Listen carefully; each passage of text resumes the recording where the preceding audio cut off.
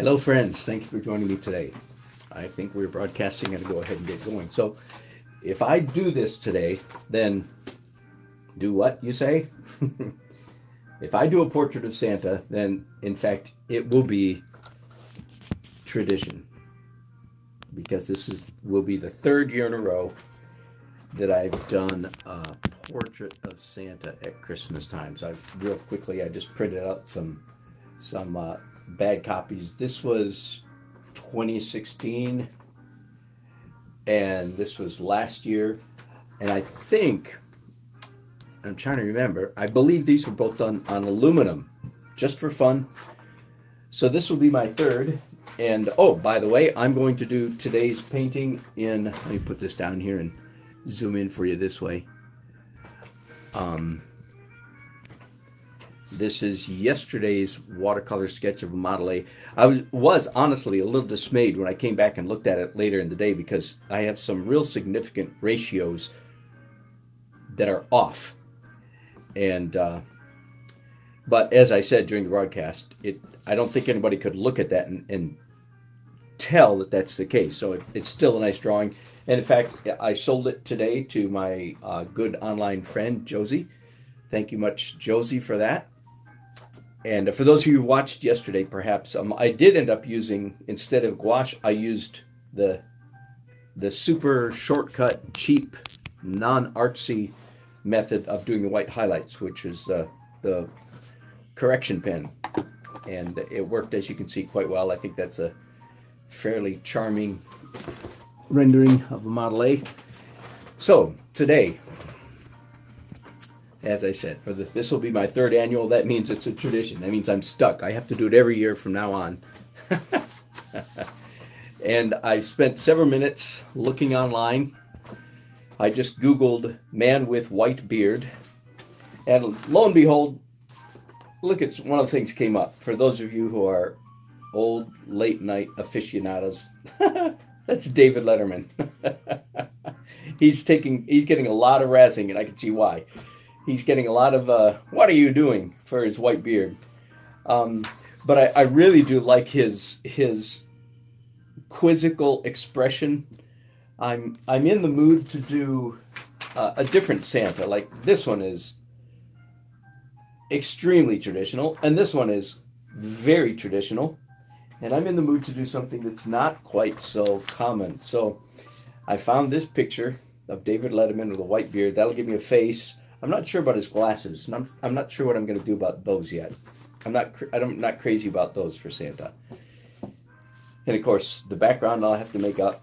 And then I also found an image of a hand, an old male hand holding a piece of paper. So what I'm thinking of is having, these aren't in the right ratio, but having Santa's head tilted, and he's got this, I'm not sure what it is, quizzical, sarcastic, you got to be kidding me kind of expression on his face. And then if his other hand is holding the list, it's as if he's reading Santa's list and saying, you're kidding, right?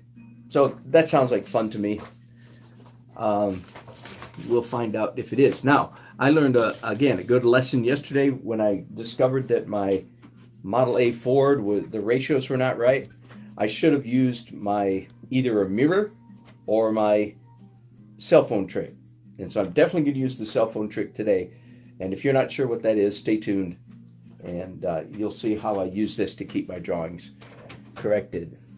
Hello, Monique from the Netherlands. Hi, David. David, who evidently doesn't have a day job. I love you. I love you following me, man.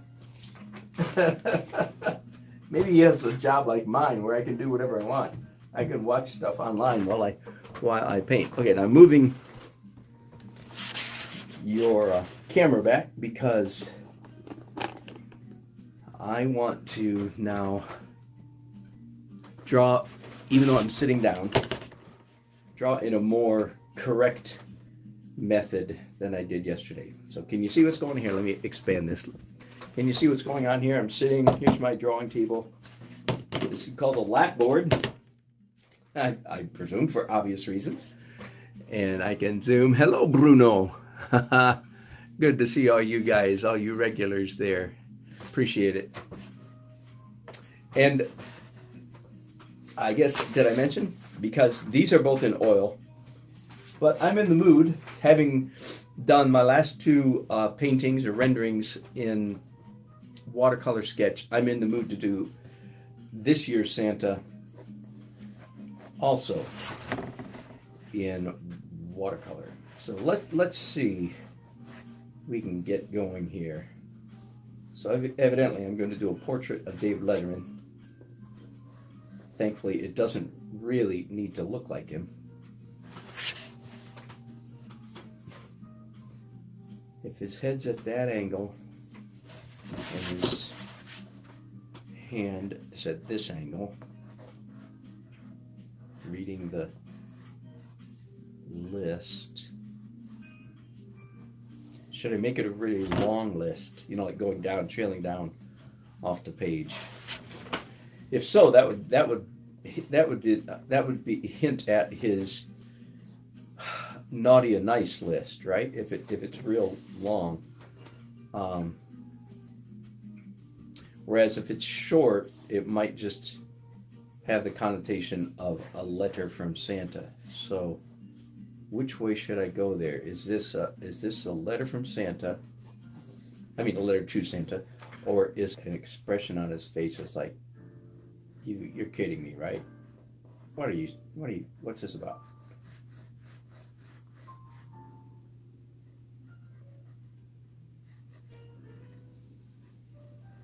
So I'm just going to go ahead and start blocking in. That's not really the word here. The word is doing the traditional, you know, north longitude, latitude lines on his face.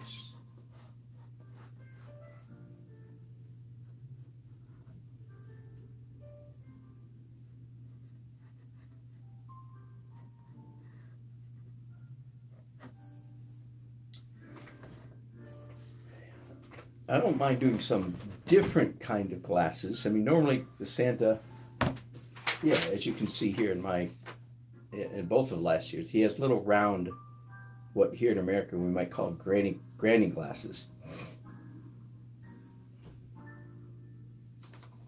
That's traditional, old-fashioned glasses.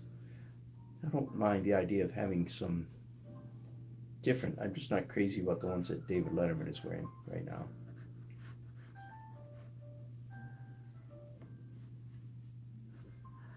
But maybe if I keep the shape and just change the color of them, that might be okay.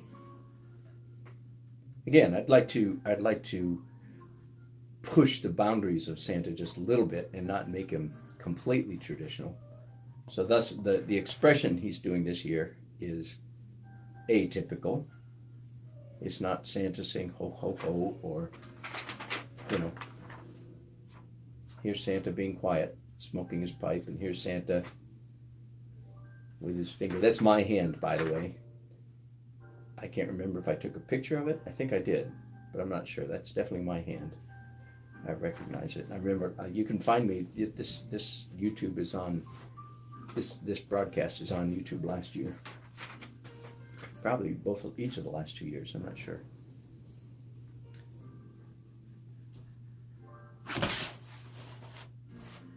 Okay, now his hand is, I see now it's too small compared to his face.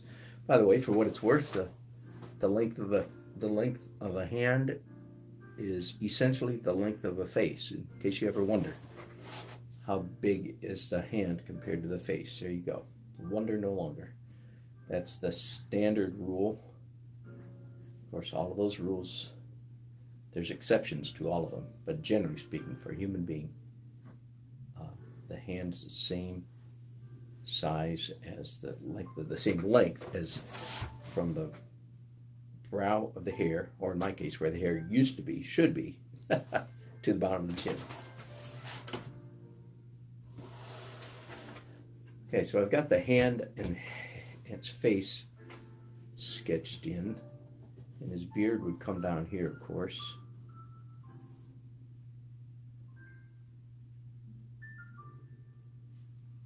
I'm debating whether to put a Santa hat on him. I mean, he's in his office,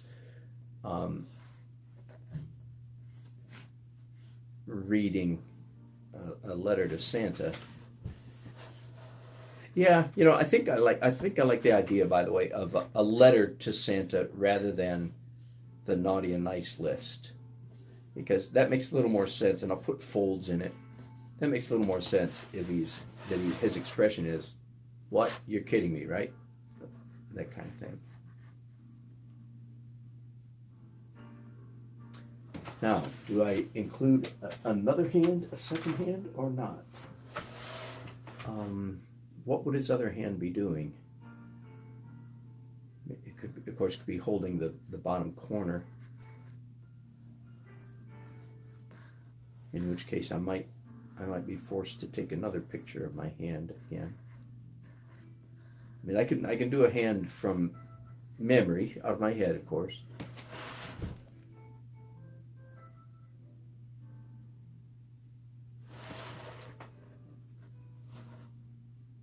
Yeah, I think I like two hands in the scene rather than just one. I think this hand should move further out of the picture. In other words, when a man holds a piece of paper, I'm thinking this is his right hand. He doesn't hold it like this. See, this is what we're saying. I'm confusing it now. Let me fold this in half so you don't see the picture. I'm thinking when a man holds a paper, he doesn't hold it like that. He holds it like this. Are you with me? Not like this, but like this. So it looks to me like I'm going to take pictures of both of my hands now. So let's try to do this really quickly. And I'm going to do selfie picture. And here's his, what angle? I'll take a couple different angles. 1, 2, 3, and maybe even a different grip. And I'll pick the one that I like the best. Okay, there's my right hand. I think that'll do. And then the left hand, just hold down here, holding the very bottom corner of this letter. 1, 2,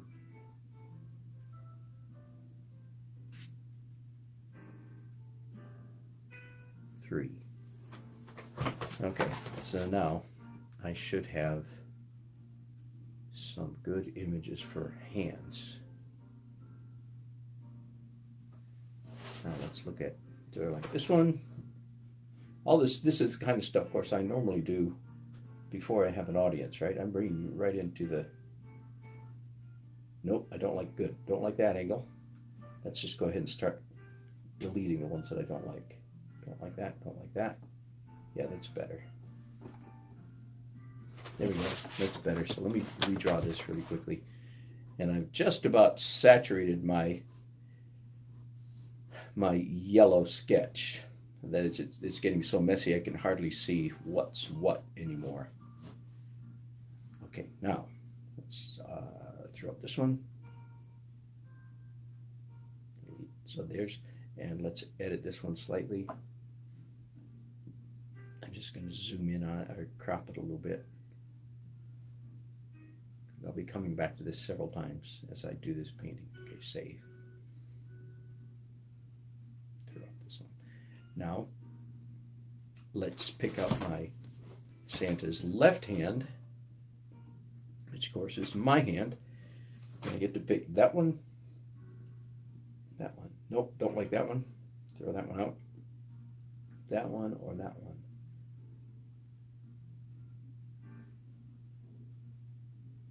I think I like this one better.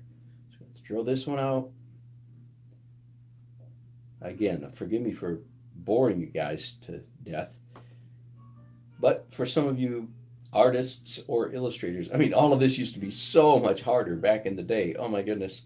I remember as an illustrator, you know, having a Polaroid camera so that I could take Polaroids of myself or my friends or my family and use those as reference for illustrations. And so much more trouble than, look at how quickly How quickly. Didn't even get up out of my chair. And I'm already ready to go. And he's wearing a wedding ring, so that's nice. My wedding ring, as a matter of fact. Santa is wearing my wedding ring. All right, so that's as far as I can go with yellow. And again, if you've watched me, like, oh, lots of comments here. Let me go back and see what you guys are saying. Thank you, David. Yes, David says yes. Please, you guys, if you like what I do, please do not only subscribe. I've discovered, but click the bell so that you get notified whenever I'm coming on. Would you? That would help me a whole lot. I appreciate it very much. Thank you for David for reminding me to say that. I don't remember to say it enough. So thank you. Hey Bruno, it's only 9 p.m., eh? So you have a couple hours. Good. Good to have you on board. Oh my goodness, David. Hey, by the way, David. Yes, he works landscape. I looked you up, man. I looked up your landscape company in horticulture. What's it called? Horticut. Is that what it's called? I looked it up last week just for fun. Yeah. So if you're spying on me, I'm spying on you. What fun! Looks good job. Good job. Way to go. I'm always admiring of people that do anything with their hands. We are very blessed. Not everybody can do work with their hands. A lot of people have to do, I don't know, people work, pencil pushing work. I just consider myself very blessed. Okay, other comments. And Susan, welcome back. And Barbara, good to have you on board for a live broadcast that you rarely get. That's cool. Very good. Thanks, guys. I appreciate it. So as soon as I finish this orange version, by the way, I haven't decided about the hat yet. I'm still trying to decide whether I want the traditional Santa hat. He doesn't need to be wearing a hat, of course, because again, I think this is Santa sitting in his North Pole headquarters or something.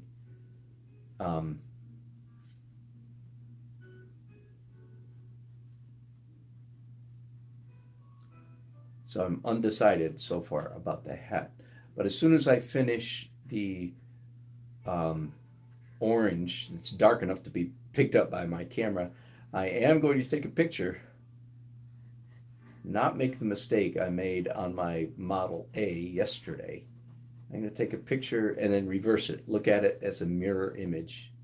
Early on, I used to do that later in the process, and with my wedding painting, I've learned, sort of the hard way, that it actually makes more sense to do it quite early on, so that I don't mess up big time.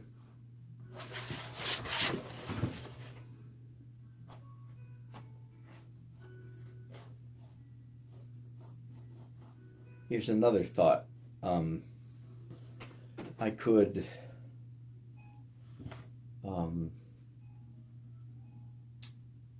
could make this letter to Santa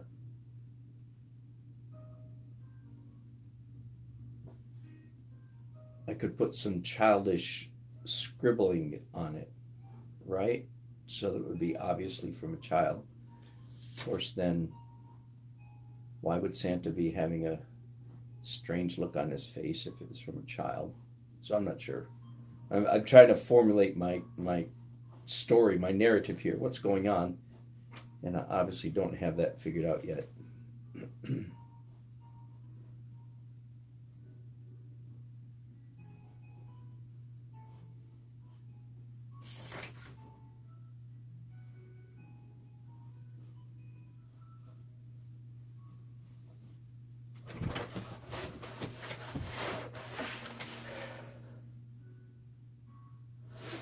And I don't think, now that I've gotten this right, I don't think that I like the paper cutting off quite that much of his face. It's cutting off too much of his beard.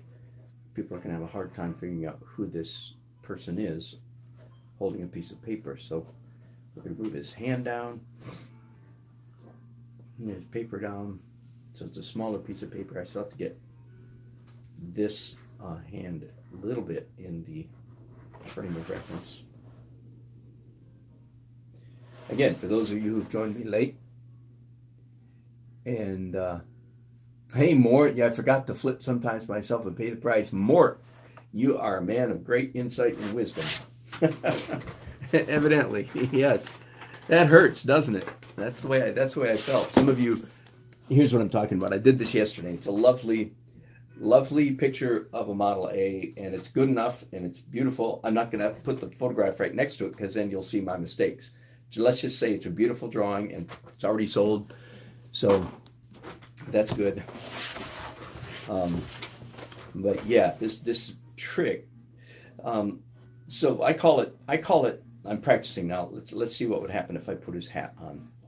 I call it portrait blindness, but it turns out the concept of portrait blindness doesn't just apply to portraiture. It applies to drawing any challenging, like that car, anything, technical, difficult drawing. After staring at it for several minutes, you really can't see it anymore. That's what I call portrait blindness. Well, now it's not just portrait blindness, it's Model A blindness in this case. I'm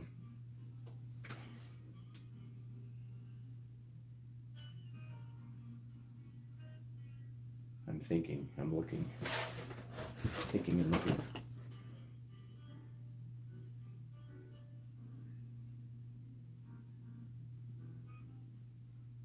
Yeah, I think the hat. Okay, hat's a good idea. Otherwise, because I want it to be really obvious that it's Santa.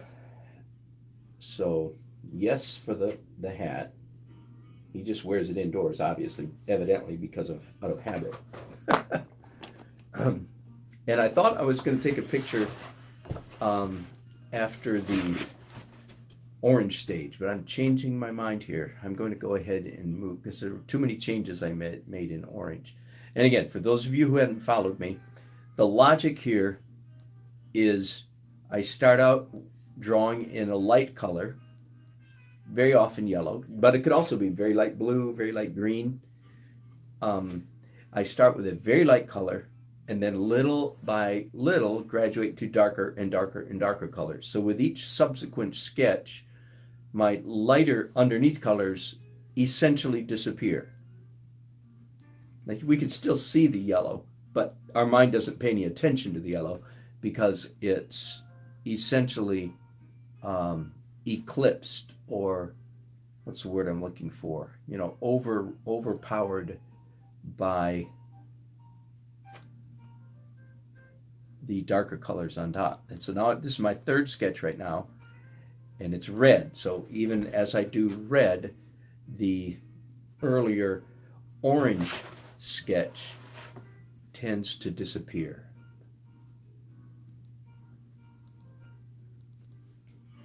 Also, for anybody who's just joining me a little bit late, I said this is my traditional portrait. That's Santa portrait every year. Now I've done it for this will be my third year in a row. That's what makes it a tradition. I've done it 3 years in a row. That means I'm locked in. Every Christmas now I'm going to have to do a portrait of Santa. The last 2 years have been in oil on aluminum. In fact, the first year, 2016, Christmas of 2016, I was actually painting outdoors on my easel at a winter festival and at a shopping center, at a mall. And I didn't know what to paint, and finally I just said, I know. And I had a piece of aluminum there, about this big. And I said, I'm going to do a portrait of Santa. So I did it right there on the spot with people watching. Did a nice little portrait. There it is. And forgive me, those of you who've been with me. That was this year. That was 2016, the first year. And it actually sold then just a few days later. at another little sort of a gift shop that I was working at that day, doing artwork at a gift shop before Christmas, and it sold. So that was fun. I can't remember where last year's Santa is. Does anybody know? Does anybody buy this from me last year? I don't think I've got it. I don't think it's in my attic, which is the overburdened repository of unsold artwork. I don't think it's out there. Okay, now this is definitely getting, with the red, it's definitely getting dark enough that I can take a picture of it here in a minute. And I'll show you my cell phone trick for anybody that doesn't know it. Now, a mirror will do the same, and I've got a mirror across from me in my studio, but it's a little far away for that. So I'll show you my high-tech, gorgeous day here in central North Carolina for winter solstice, shortest day of the year today, December 22nd. But the weather is gorgeous, like 65 degrees outside. So ironically, it's a little bit warm in my studio. So I actually have my ceiling fan on, which is unusual at this time of year. And the ceiling fan was making my reference. Let me show you, just so you can see a little bit my workspace here. I've got my watercolors here, my watercolor pencils. These are watercolor pencils. Again, for you, anybody new following me, they're not colored pencils, they're watercolor pencils. Quite a big difference. And of course, here's my monitor, which has made all the difference. That was one of the downside of broadcasting from a Mevo camera. Your chat would come and go in 4 seconds, and if I didn't catch it, it was toast. So if you see me leaning over here, it's to see your comments, which there are a whole bunch of right now. Thank you. Dave, wait. Okay, wait. Good comments here. My goodness, you guys. David, add an envelope with a stamp. That's a good idea. Might do that. Susan, maybe because the kid wants something really big. Oh, a car. Yeah. Oh, no, that was more. You're talking about my car. Sorry. I thought maybe you meant the kid wants a car. Susan and Barbara, yes, watercolor pencils. Sorry, glad I caught that. Nope, not a grease pen. Thank you. Thank you for answering each other's questions for me. Thank you, Crusock, for straightening them all out. There you go. Oh man, I love this, not missing your comments. So thank you for that. There. Okay, let's get you back down to business now. That's enough of that nonsense. I appreciate your comment. Yeah, so there we go. It's starting to work, right? Ignore this line. His face is now down here, and his hand is down here, and I've got two hands on my phone.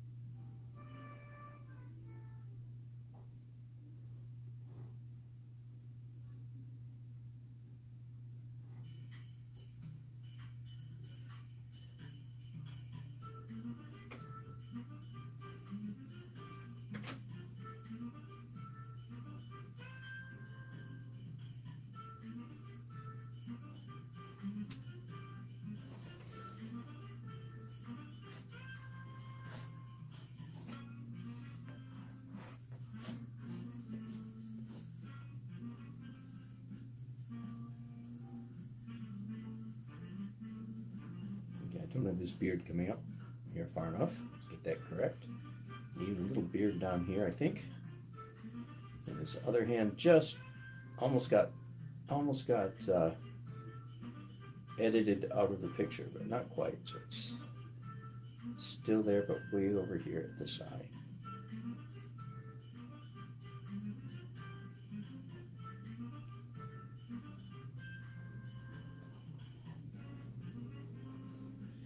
Yes, definitely watercolor pencils, because that means as soon as I apply water to this, they will all run all over the place, right? All right, now it's time to check my drawing. So I'll let you watch this process. First of all, get it off selfie. It's my camera. Now I'm going to take a picture of my reference. You might say, well, why are you taking a picture of reference? You already, I know, hold your horses. I'm going to show you why. Whoops. Come. So my finger hit the screen. Okay, so first of all, a picture of my reference. And I'm going to do it at a slight angle, the way it's at an angle in my painting. Okay, there's a picture of my reference, and now a picture of my drawing, such as it is, just the head in this case. Now let's see if I did that the right way. I'm not sure that I did. Yeah, okay. So one thing I can do is, just by looking at my drawing, real small, next to the photograph, often I can see mistakes, but we can do one step better than that. Here we go. I have an app here on my phone called Art Apps. It is photo collage tool. Let me see if I can you see that one right there? Got it? That's it. Photo collage tool. Okay, so I'm going to open that up.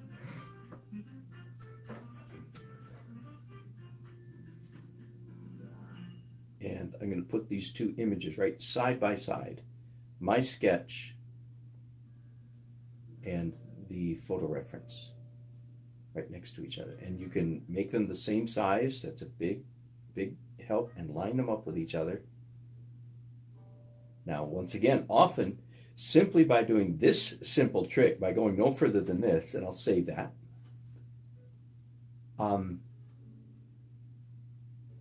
simply by doing that, I can see a number of mistakes. I've got a bunch of ads coming up on my phone, as you see there. But I'm actually going to take it one step further. I'm going to open that file. This is what I just saved, right? And I'm going to edit it. And here's where the mirror thing happens. I hit transform, and I hit flip horizontally. Let me do that again. Can you see that? So that now, hang on, that is giving me the mirror image of my drawing. And when I see it as a mirror, I'm much more likely to see my mistakes. Why? Because of, again, what I call portrait blindness. After staring at something for 20, 25 minutes, you can't see your mistakes anymore. You're too accustomed to what you're seeing, and you can't. That's why when you come and look at something with fresh eyes the day after, you can see all your mistakes. So there we go. Now I'm going to look at these two images side by side and make corrections. Okay, first of all, the glasses. Should I do one more step for you? Okay, hang on. I'm going to do one more step for you. This is what I do at when I'm painting at a wedding. I do this extensively. Throw out that collage. Yes. Open another kind of collage, and now,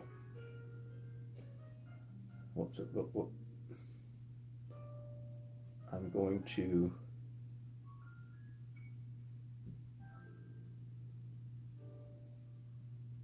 mirror image at the top and the not mirror image at the bottom. I hope you can see what I'm doing. I know it's a little small for you. Save that. Now let's just go straight to my gallery. So that image is now in my gallery. There we go. And I'm going to crop that just for fun, just because I get irritated with all that black wasted space around it. So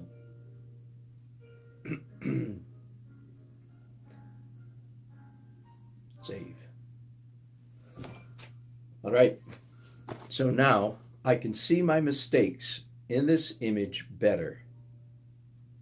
And the crown of the top of his head isn't quite high enough, but I have a hat on him, so I have to decide, is that, I think that accounts, I think that's all right. The hat is coming down a little bit onto his forehead, as it should. This side of his glasses is too rounded, so I'm going to level that off. This side of his glasses, the left side, right side meets the left side. Oh, it doesn't, it caves down. It's not the right angle, so straighten that up. Let's straighten this up. His eyes actually look pretty good. And again, I'm focusing especially on the mirror image. I know this is very, what's the word? It's boring. Very pedantic for some of you. It's like, oh, you don't want this much information, and I understand. So that means you're going to do exactly what I do when I'm watching a video. The person gets into too much minutia. I turn them off. But every once in a while, I'm watching somebody and I want that minutia, right? So I want that, all that detail. Boring schmoring. I want to know how this person does what they do. So I'm going to continue for those of you who perhaps want that today. So it's not bad. I'm actually a little bit surprised my mirror image didn't show as many mistakes as I thought it would, honestly. So a little bit of happy surprise there. I don't want the ball on the end of his hat. I don't want it all inside the frame. I want it going outside the frame. And I'm going to give him a sleeve, not a furry sleeve, just a long sleeve. Evidently, he and Mrs. Claus keep things quite chilly at the North Pole, even indoors, because he's wearing a big coat and a hat. So there you go. That's my story, and I'm sticking with it. All right, let me see what comments. Have I missed any?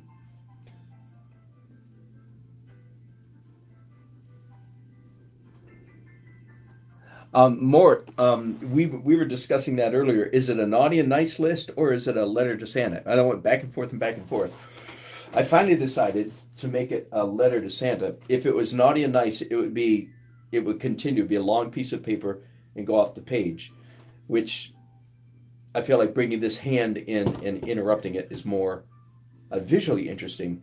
Plus, I felt like because of the quizzical look on his face, it'd be more cute if he's saying, what are you talking about? I don't know, whatever that expression is. It's you're kidding me, right? So I think that fits more with a letter to Santa than the naughty nice list. Forgive me. I'm fighting a little cold here today, so I want to drink a little bit. Hey, Mort. Have a good day at work, my friend. Thanks for joining us for a while.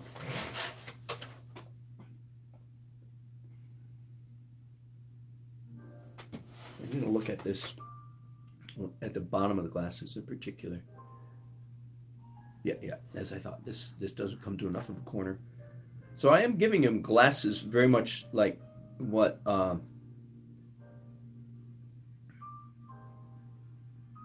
David Letterman is wearing in the photograph.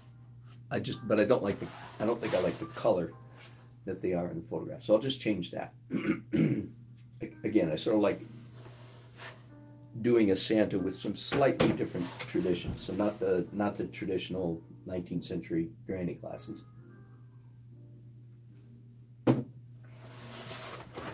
I have one more thought, and that is on the back of this letter to Santa. If somebody suggested an envelope with a stamp on it, David, where could I fit that in? Could I put it in his same hand as if he's holding them all, right here, with a return address and a stamp down here, and a Santa North Pole.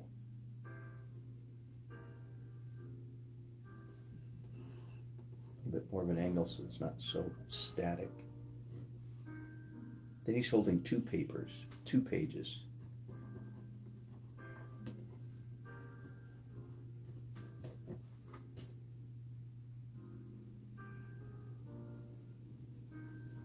I'm thinking.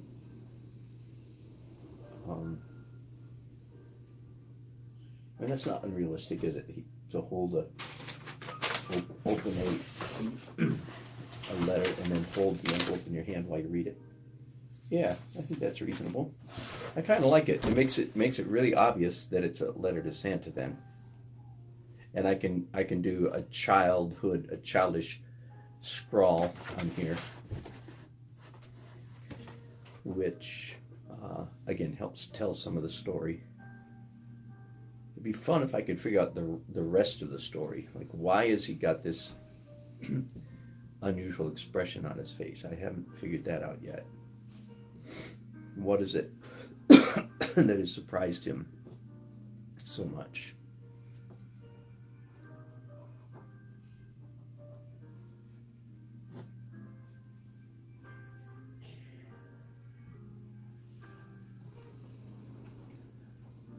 Working on his hand, his fingers here for a minute before I move on.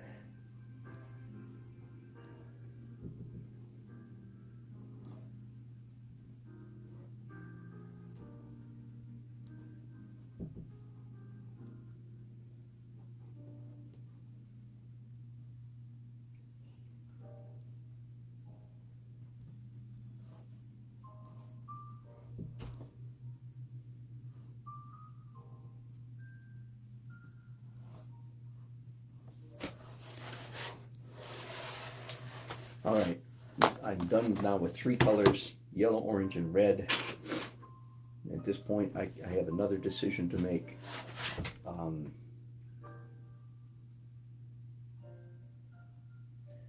Do I want to do any pen and ink on this illustration, on this painting?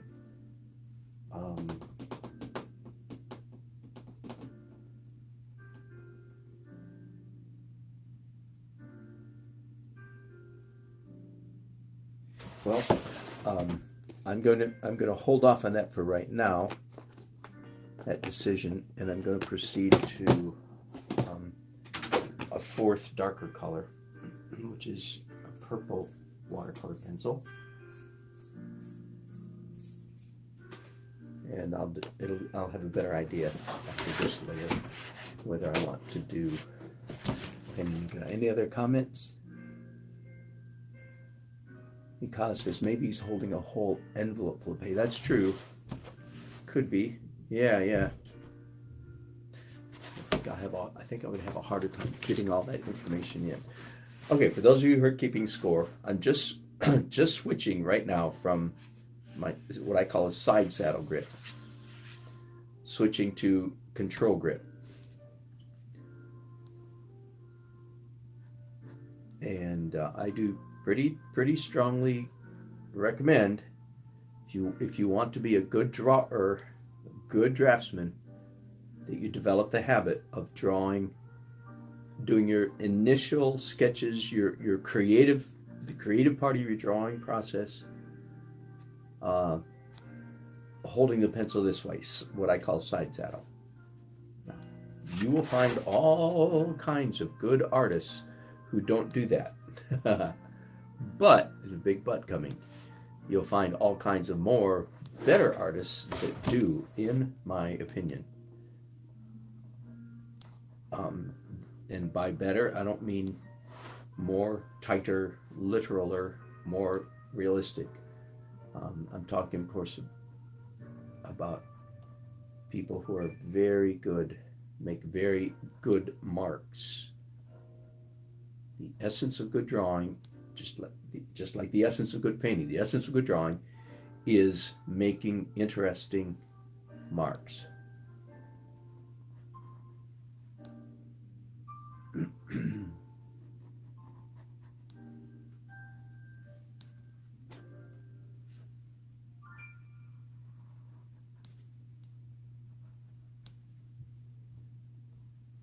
And I am going to change David Letterman's glasses a little bit also, making them just a little more traditional than what he's wearing in the photo.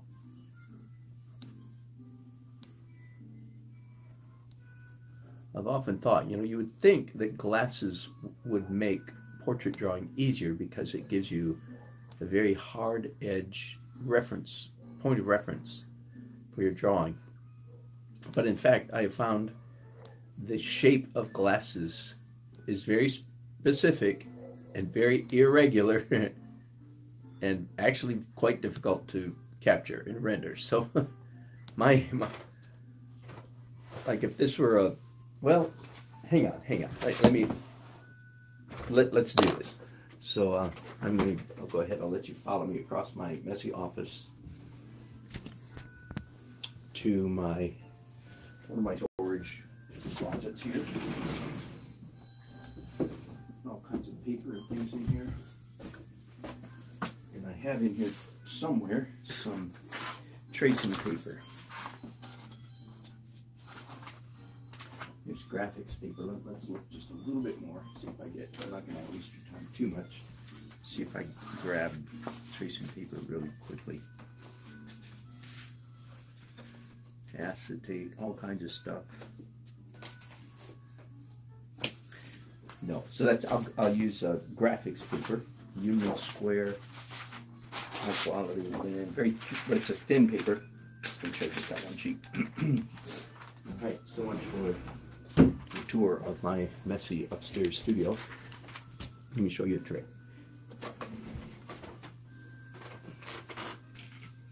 Back to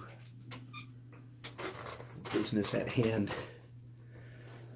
I guess I'll just do this now. Let me ask, which one of these do I like best? I like this one best. So I'm going to trace this. So it's tracing paper is essentially what I'm using right now. It's called graphics paper, but it's a very thin kind of paper that you can see through fairly easily. It's the stuff that traditionally back in the day, we illustrators, we used to do constant storyboards. Okay, so I've traced that. Now I'm going to turn it over and see how it lines up and make changes to my drawing.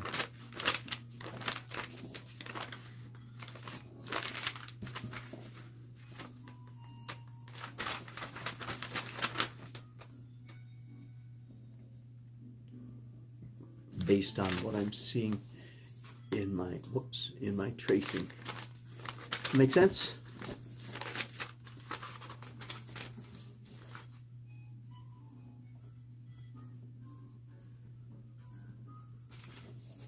Not bad. It's closer than I thought it would be.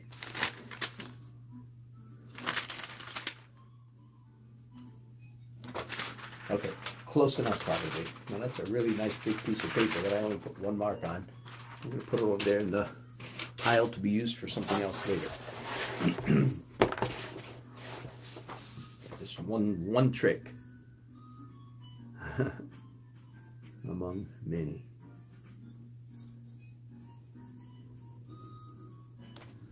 Other comments? No, not at the moment. That's fine.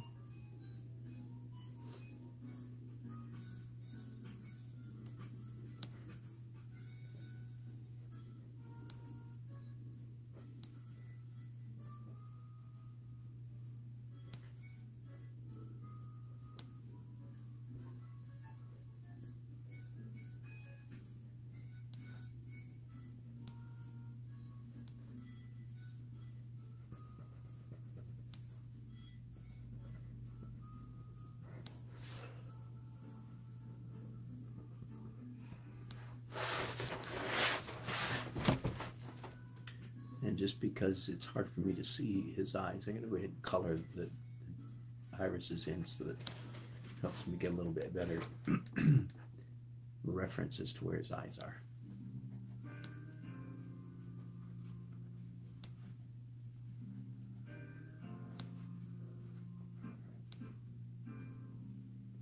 The man is not short of wrinkles. Of course, look, I'm one to talk. He's just a little older than I am, evidently.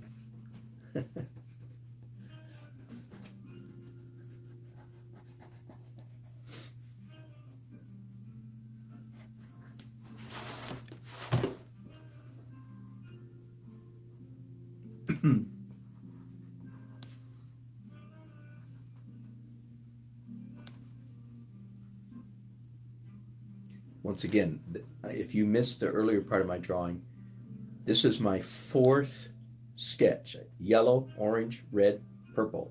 Right? Starting light, going around the color wheel, getting darker with each subsequent color. And all up until now, I've been holding my pencil in the not Control Freak grip.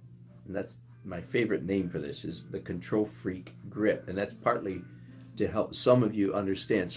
Most of us in this art journey, we are on a journey from more tight to more loose. Most of us, not all of us, but the great majority. Most of my students say, "Oh, I paint. I want to be able to get looser." And so there's a hint here, how to get looser. Don't hold your brush or your pencil in the death control grip, right? But there is a time that is appropriate to use the death control grip, and I'm thinking that given that this is my fourth layer, my fourth sketch, that it might be appropriate for me to use the control grip.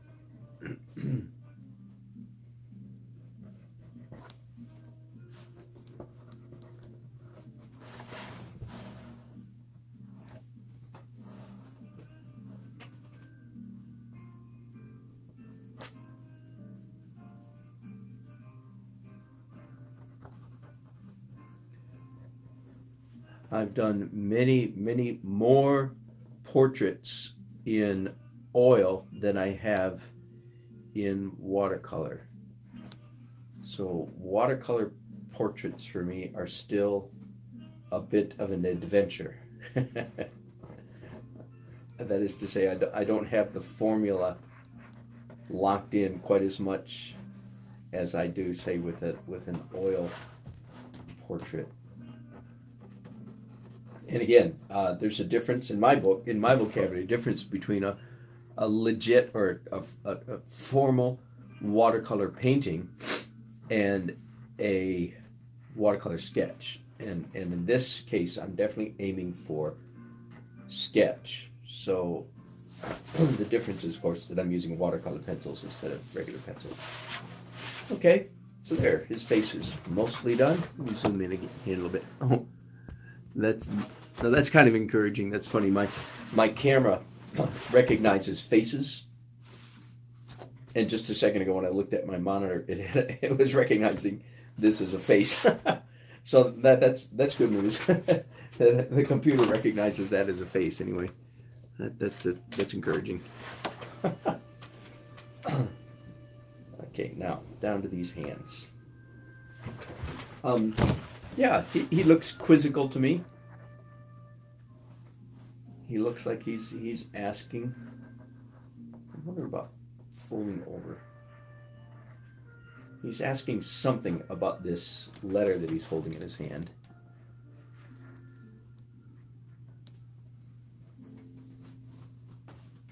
Somebody, one of you might have to come up with the rest of the story. Maybe he's yelling to his wife, "Hey, Ma! It's that kid from New Jersey again."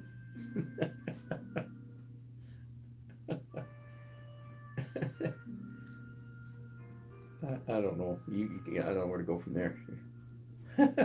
I thought about taking it in a mafia-esque direction, then thought better of it. He wants his uncle bumped off for Christmas. Like I said, I decided not to go that way. You'll be very glad to know. I decided not to go that way.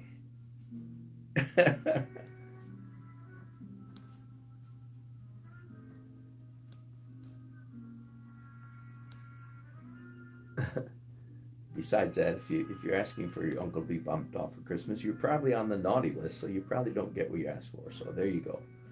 All of you uncles may relax.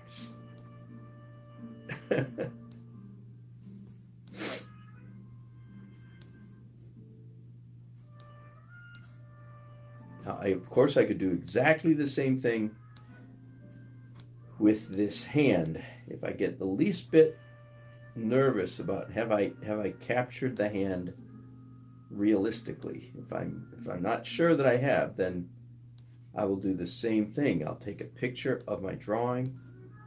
I don't know yet whether I'm going to do this, but I take a picture of my drawing, put it right next to the photo that I'm drawing from, and then flop them both.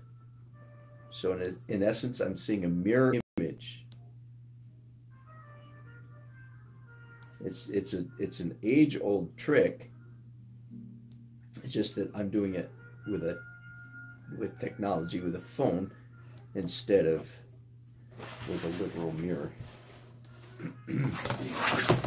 Okay, so here is the return address, Billy, box something, something, something, something, and the address is to Santa,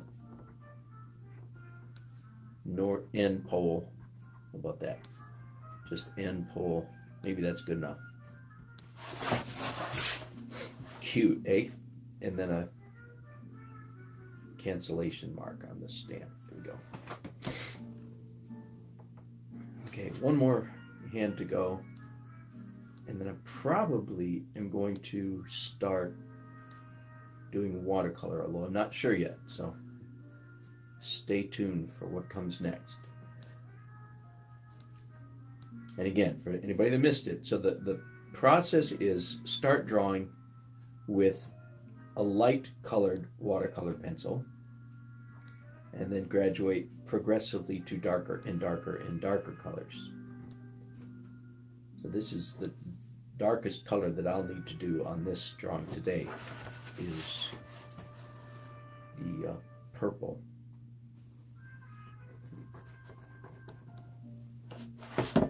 All right, fun part coming up here. Okay, decision first. If I apply water to this, the yellow, the red, and the orange, and not all the colors bleed in the same speed and to the same degree, also, by the way, so it gets kind of exciting. I think I can get rid of the lap board now. Just work. Oh, by the way, I didn't mention, this is actually a high quality piece of 300-pound watercolor paper. I wanted to make sure that this one in particular was on good heavy stock. Pardon me for quick wet my whistle.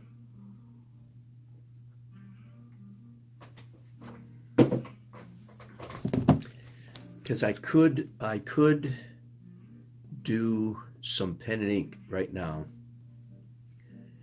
and then I would not lose anything. I might lose quite a bit if I go straight. Okay, comment. David, well, too late, my friend. David says, probably correctly, that granny glasses would look better, would look more like Santa. And I think it would definitely, here's my take, David. It would definitely be a more traditional Santa. And for some reason, I just had a hankering to do a slightly less traditional Santa. So I gave him pretty traditional, not granny glasses. But I agree, it would look more like a Santa with granny glasses. And I may point out that in each of the last 2 years, that's what my Santas were wearing, were granny glasses. But too late now. Okay, I'm gonna live dangerously. I'm deciding now. Oh, excuse me. It turns out I did not get my my rinse water ready. It's some. I can use it, but it's kind of dirty. Let's see if I've got some cleaner stuff around here. Okay. I just knocked my two mannequin guys, which, by the way, I did not place them there. Somebody else put them up there. Excuses. Okay, got my water ready. And I've got a spray bottle and a 2-inch brush. All right, let's see what happens. We're going to find out together.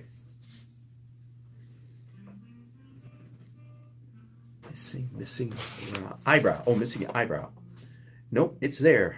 It is there. It's just not. It's inside the glasses mostly. A little bit outside. Going by the reference there. Follow that fairly carefully.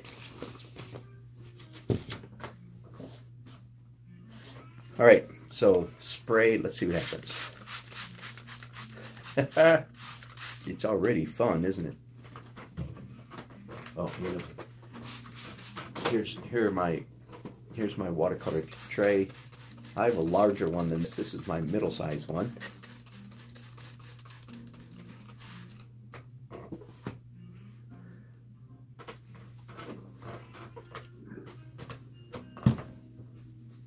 Get my brush good and wet. And yeah, I'm going to pick up some red. Because it's Santa, let's just do some basic red Santa coat stuff initially.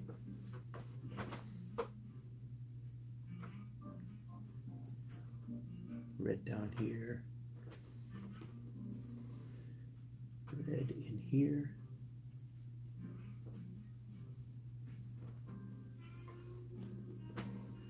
Red up here at the top. Red there.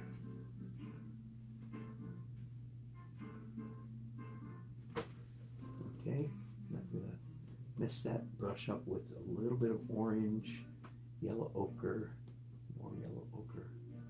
I want a mild flesh tone. Just water on my brush now.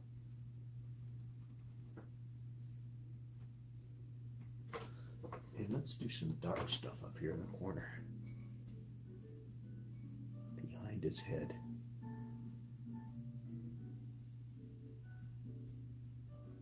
Anybody out there panicking yet?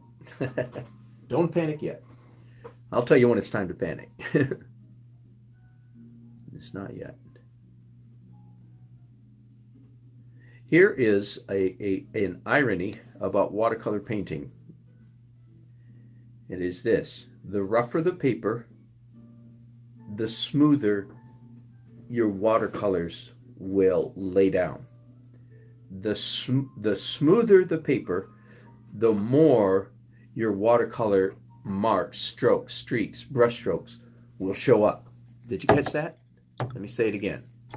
This is a nice 300-pound cold press, which means it's pretty bumpy. Kind of paper, and rough paper equals smooth texture. Now, with one exception. The exception is if you take a dry brush and rub it across the top on dry paper, then it's a rough texture. But when you're working wet and wet like this, it's ironic, and you have to get used to this. If you work with a hot press smoother paper, your brush strokes show up a lot more. Isn't that funny? So don't think that rough paper equals rough texture. Now, with that one exception, that when you're working dry on dry, you can indeed drag your dry brush, across a fairly dry or a dry piece of paper, and you do get that wonderful hitting only the tops of the bumps of all the paper. That's rough. But if you're working wet and wet like this, Rough paper equals smooth texture. Smooth paper equals rough texture. That's a good reality to understand so you don't get stuck. Okay, here's why it's not time to panic yet. Because everything here is very wet. And because it's a nice quality paper, it can stand up to some pretty decent abuse. First thing I'm going to do is just catch these drips right here that are about threatening to roll off the paper onto the table and off the table onto my lap. So let's take care of those right away. Just picking up some of the excess. Lately, I've found it easier to work with a roll of toilet tissue than a box of Kleenex, which is what I've done normally through the decades. Okay, the first thing that I want lighter is the paper, the envelope that he's reading. So let's go ahead and blot that out right away. I do have a ceiling fan set on low right over me, so I can actually feel the air moving, and I have a sense as to how quickly that's going to make this watercolor dry. So I don't have all day to get this stuff blotted up. Okay, I'm going to keep coming back and do that more and more. But while I'm blotting up stuff, let's go now to his beard.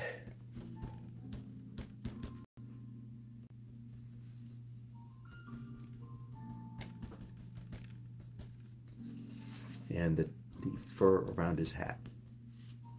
Good, Susan. I'm glad it's interesting. It is. It's interesting to me as well. It's fun. I discovered years ago, I'm not unique in this, but I discovered that the best painting actually happens when I'm trying to do something else. Let me say that same thing with different language. First of all, Bob Ross called it happy little accidents. By far his best and most artistic quote, if you will, is happy little accidents. My friend Tom Jones, watercolor painter, says, oh, now I'm forgetting. He either says the brush is smarter than you are, or he says the paint is smarter than you are. I'm not sure which. The reason I don't remember which one he said is because both are equally true. The paint is smarter than you are. Let the paint do some painterly stuff. Likewise, the brush is, or in this case, the tissue is smarter than you are. Let the tissue, let the paint play around, run around. What I'm preaching here is don't control. Don't try to control every dang thing. Let it run and have some fun. That's where the beauty, especially with watercolor, that's where the beauty of watercolor really lies, is in the freedom that the artist gives to the medium to be what it is, to come up with surprises.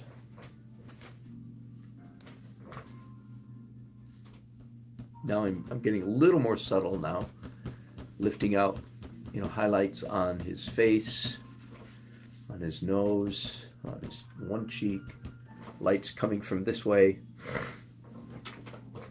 Ironically, the opposite of what's happening on David Letterman. I probably should have given that some more careful thought, but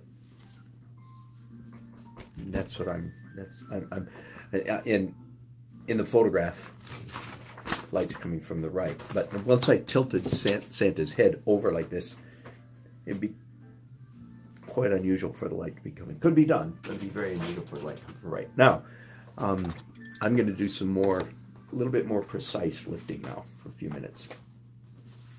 For instance, let's see if I'm zoomed in all the way. Not quite. There we go. Along the edge of this envelope. Oh, and I saw a good trick just yesterday on YouTube. I was watching somebody, forgive me, I don't know who it was. Somebody doing a watercolor demo at the Salmagundi Club in New York. You could probably just do a search for that and you could probably find it. And he used masking tape in conjunction with a magic eraser. Let's Some of you are saying, what's a magic eraser? And I'm looking for mine. It was right here.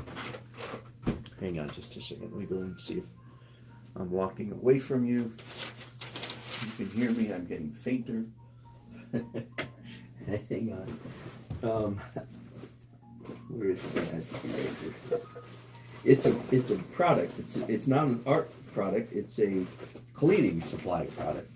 But all us watercolorists have seized onto it because it's a great tool.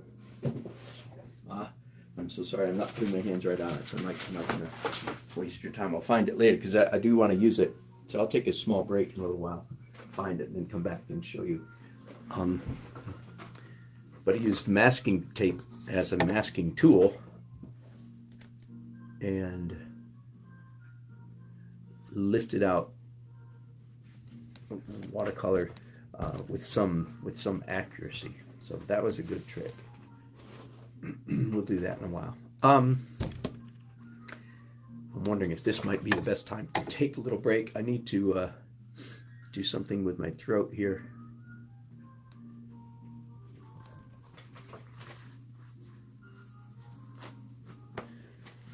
Yeah, let's do that. I'm going to let this dry a little bit more.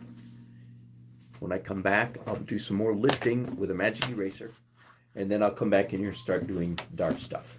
But I feel like we're well on our way to a fun and winsome little portrait of Santa with a quizzical expression. Okay, quick break. I'll be back in just...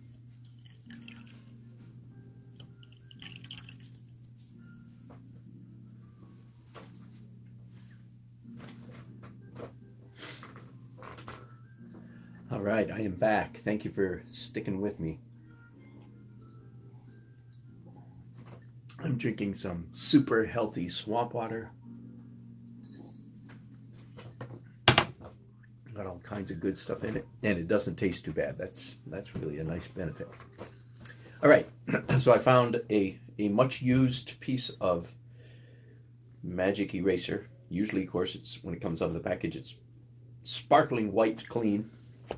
This has obviously been used for a number of things, and I want to demonstrate. So it takes watercolor paint off your page to a surprising degree. I mean, if you really rub it, and by the way, it's called an eraser, and ironically, and it was developed for cleaning. Like, it's great for getting fingerprints off a wall and all kinds of stuff.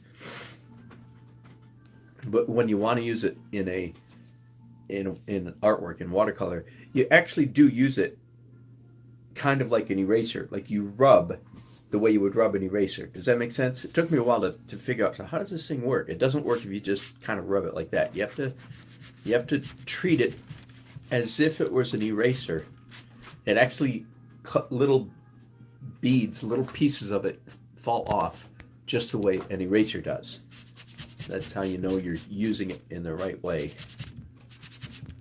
And if I wanted to, I could, if I continue to rub here, I could take this corner all the way back to nearly perfectly white. I mean, very, very, very white. I have seen other good watercolor painters, you know, remove an entire element out of their watercolor painting. So let's take this tape off. So this is the trick that I was reminded of last night when I was watching a watercolor demo. See, isn't that sweet? How that envelope now, and of course I don't want it white. That would be out of character with the rest of the painting. But let's see if there's anything else. While I've got this tool in my hand, is there anything else that I want? Yeah, and I think there is right here on his beard. White spot.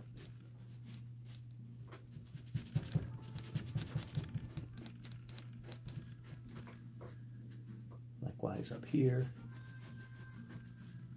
Now, And I'm assuming if you have a large enough monitor, large enough screen, and probably most of you are just watching this on your phone, but if you have a large enough screen, I'm assuming that you can still see the artifacts, the leftover effect of the watercolor pencil, right?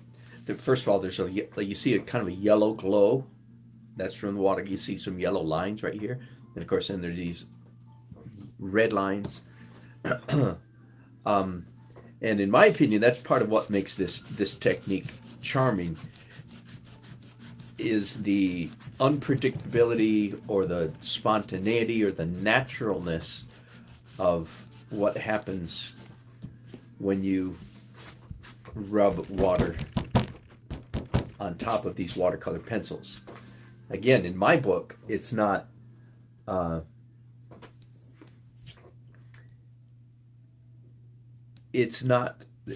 capturing the subject matter literally that creates the real charm and beauty in a work of art. And now, again, in my world, I'm assuming that I and you are capturing the subject matter realistically. Now, of course, you and I also know that we don't always do that, right? But we're striving toward that. So I'm all about being accurate in the drawing, but it's not the accuracy of the drawing that wins us the aesthetic points, so to speak. It is, in fact, the extraneous things, the extra surprising visual things that are happening. That's what gives us, what gives our artwork aesthetic points, if I can use that expression. Let me show you a tool that I'll often use here with charcoal and with graphite, a brush to get the crumbs off there without rubbing my hand across the paper and maybe causing a streak that I don't like. A little bit more, the tassel on the end of his hat over here could be a lighter color. And again, you rub it, very much like you would use an eraser. And little bits of this come up. Okay, that's how you know you're doing it the right way.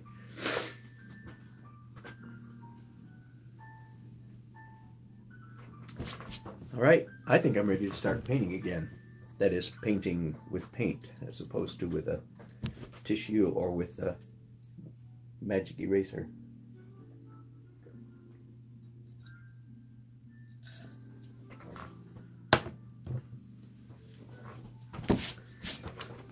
And I'm sitting back again and for pen and ink. And do I even want to do pen and ink on this? Very intuitive. I do not know what the answer to that is. I do what I feel like doing. I don't have a formula for. But you know what? I think I'm feeling it. I think I'm feeling yes toward the pen and ink. So, of course, once I start making a mark, the die is cast. But here we go. Let's cast some dies, shall we? One of the things I want to remember myself here while I'm drawing is be careful. I think the number one mistake I continue to make as an artist is overdrawing or overdoing, explaining too much. In this case, getting carried away with making these little skinny little pen lines, partly because it's so much fun. It's like, oh, that's so much fun. Let's do some more of it. And then next thing you know, you've done too much of it. So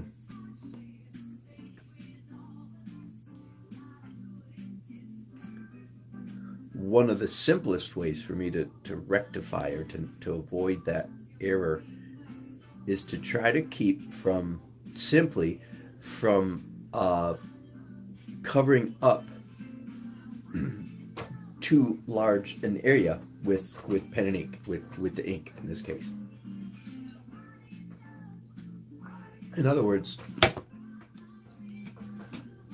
I'm probably going to limit the ink work to his face, this hand, and part of this hand, but I don't have to do ink everywhere. At least that's what I tell myself.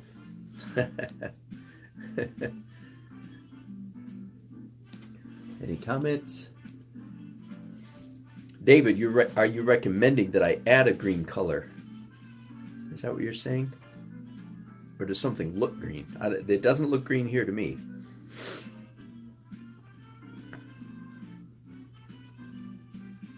If you're suggesting that I add a green color, I do in fact like that idea quite a bit, to counterbalance all the red that is in the painting at this point.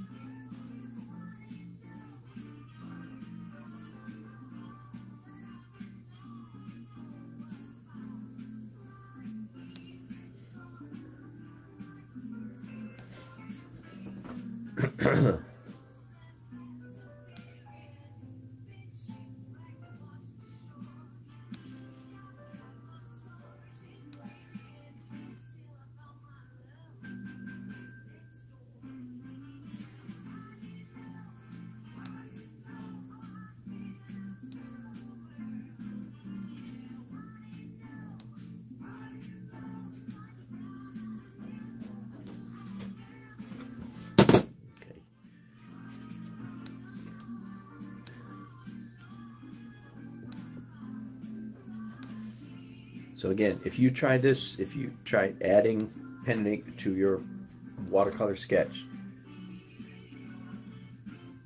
don't slip into the mistake of feeling like you have to trace every single edge, every single line has to have an ink line along it. And remember that, oh, a green envelope. Hey, David. I like that idea. One of those pale green, whatever, airmail envelopes. That's what comes to my mind. I wouldn't want a dark green like Christmas envelope, like a Christmas green envelope, but a pale green. That's a great idea, I think, because that would give me contrast to all this red.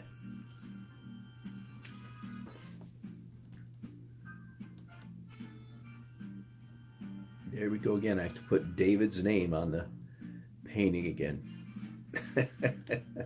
Painting by David Nelson, by Dan Nelson, with assistance from David Mercer. Evidently, we were cousins, separated at birth, up in Canada somewhere.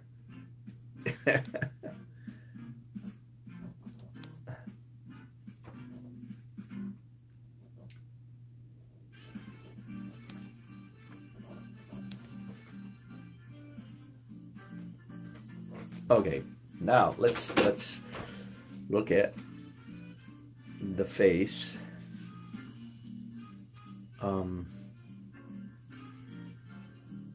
Yeah, I was debating doing a little bit of scribble hatching down here, but I'm going to say let's save that for later. Let's just go ahead and do some drawing on the face. I was going to say also, especially if you're following a technique somewhat like I'm using, the drawing is already finished. Do you savvy that? Does that ring a bell? Does that make sense to you? The definition is done. All the ratios are pretty much locked in. I'm not going to change anything a whole lot.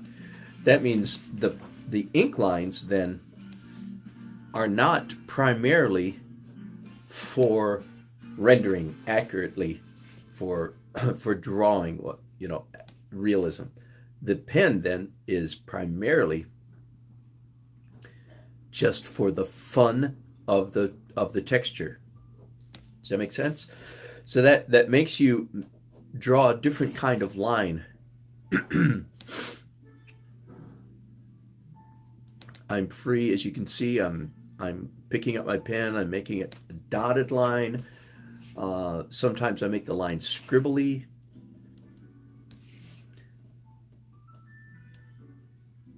It's more important that this pen and ink line be interesting than that it be accurate. Of course I want it accurate. Again, goes without saying, but I don't get artistic points for accuracy. I get artistic points for fascinating, for interesting, for surprising, for unexpected. That's what raises people's eyebrows, and that's not really a good way to put it. That's what surprises people's brain and brings healing to their soul.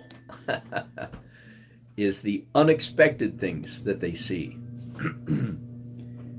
If I say to you, I'm doing a watercolor sketch of Santa. Okay, just that one, of Santa opening an envelope. Santa reading his mail. Okay, I tell you, I'm doing a watercolor sketch of Santa opening his mail. And if you hadn't seen this, instantly a picture comes to your mind. You imagine in your own mind, you picture without even, you can't help it. Like if I say a purple giraffe, see, a purple giraffe just appeared in your brain. You can't stop it.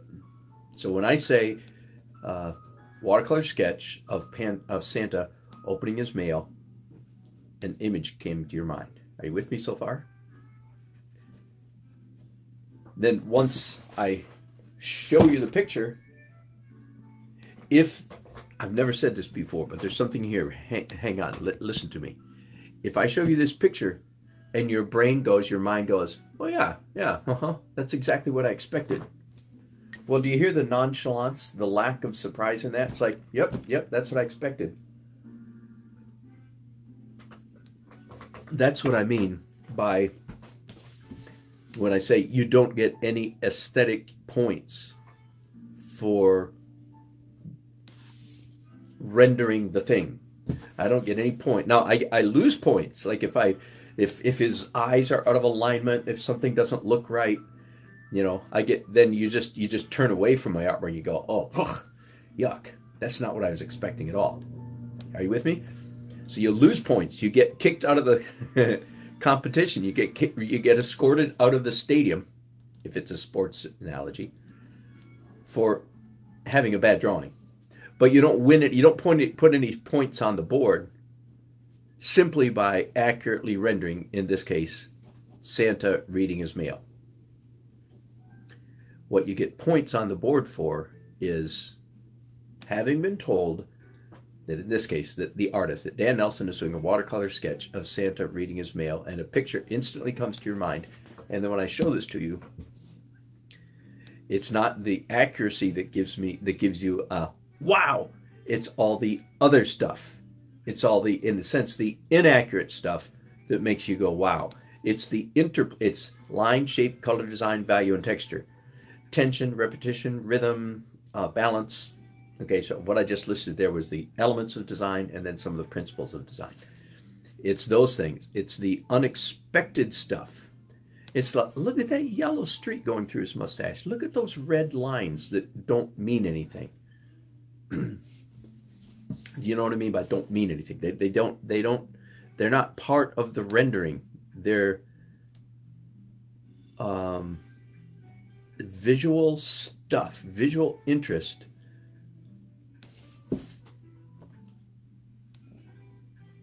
that is not germane to the subject at hand. It's not required to show a picture of Santa. Yeah, forgive my sound effects here. Struggling with a cold. I've never said it that way before. I think that's a pretty good way to put it. if my drawing, if having been told, so to speak, that I'm doing a drawing of Santa, even a watercolor sketch of Santa, and when you look at the thing, if there's no surprises, you're not moved, you're not impressed, it does not ring your aesthetic bell. It does not bring healing to your soul. If you can let me be a little bit, whatever that is, pompous. It's the unexpected things. Okay, now, I talked earlier about not drawing the whole thing. I'm pretty close to that, aren't I?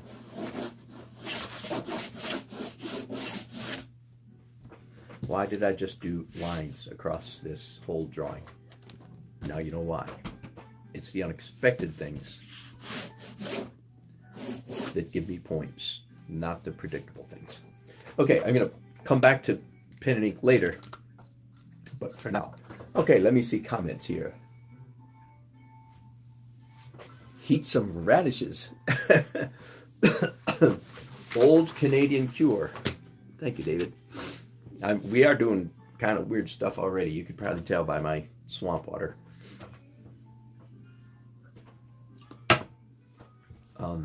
But thanks for the tip. Okay, it's time now for painting and adding dark stuff, adding dark details to this. Hey, you know what? Before I do that though, I really do like, David, I do like your idea of a green envelope. So I want that to be drying before I start doing anything else. It's a little greener than I wanted, but let's see if I can spread that out a little bit. Now I don't know what David was thinking. David, I don't know what you were thinking. But I will tell the rest of you why this is a good idea. It's basically because the entire painting at this point is very red. It's Santa, right? Red nose, red cheeks, red lips, red suit, cast in an overall red glow. So, having something the very opposite of red in the picture has the ironic effect of making all the red redder, which is good. I think it's pretty good.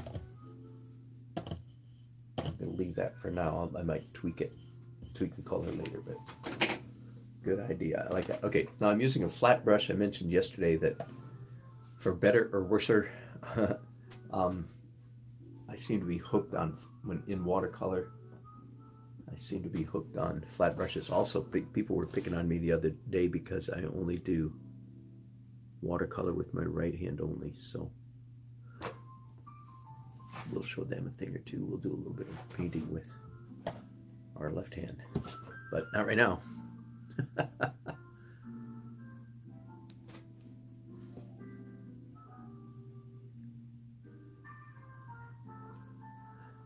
A good opportunity though. What is the advantage of painting with your wrong, or drawing with your wrong hand, with your not dominant hand, right?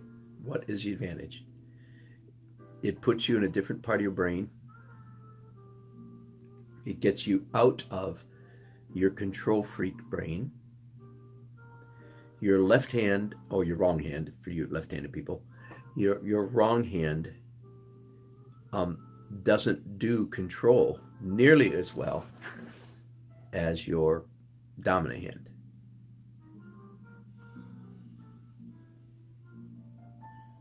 But more than that, but it can do it. You can force, like I'm doing right here. You can force your hand to behave itself enough. Now, to a point. Like there's no way I'm going to do calligraphy left-handed. That's just not ever going to happen unless I lose my right hand. I'm not going to switch over and start trying to do calligraphy, which is all about skill in your hand.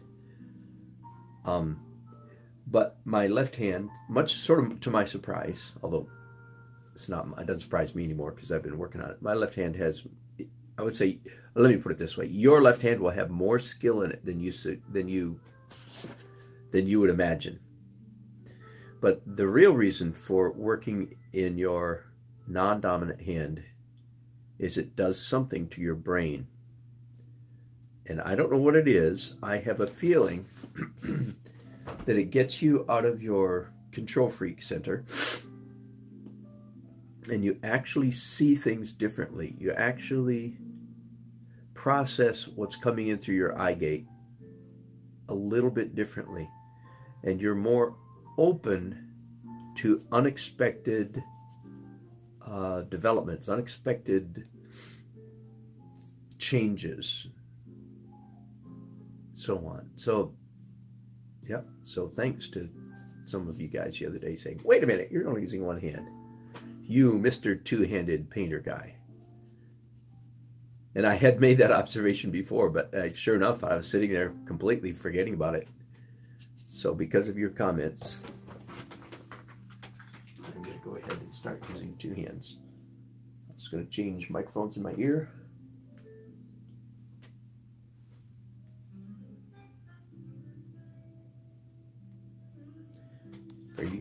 For you regulars.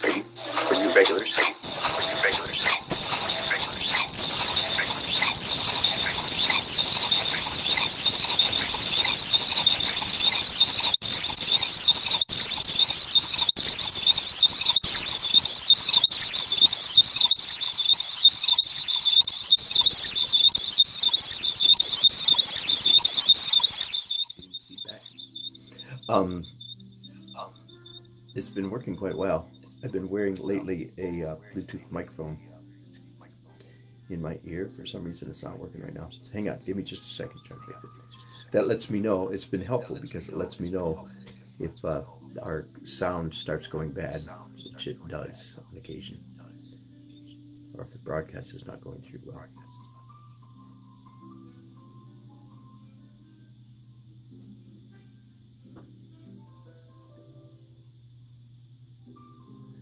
Now, I'm at the point now where it is the fact that the light is coming from the other side of my photograph is a problem. There we go. Okay, now thank you. Sorry about that. Technical issues, but got it taken care of. Okay, so I was talking again about why the non-dominant hand, and even yesterday I was caught by my viewers using one hand, which is, of course, you can use one hand, but if you want to be better than you are, start using two. That's the simple fact of the matter. If you want to be a better painter in 5 minutes than you are right now, start using your non-dominant hand. Okay. Let's do.